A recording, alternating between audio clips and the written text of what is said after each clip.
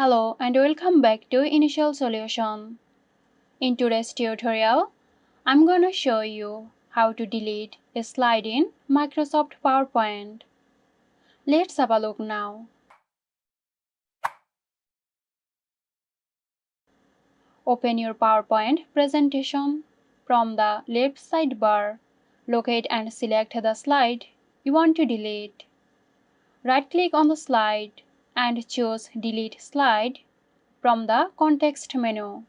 So that's it.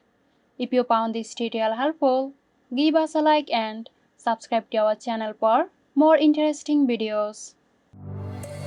This video is sponsored by Zerosoft. Zerosoft offers graphic design, UI UX design, digital marketing and web development.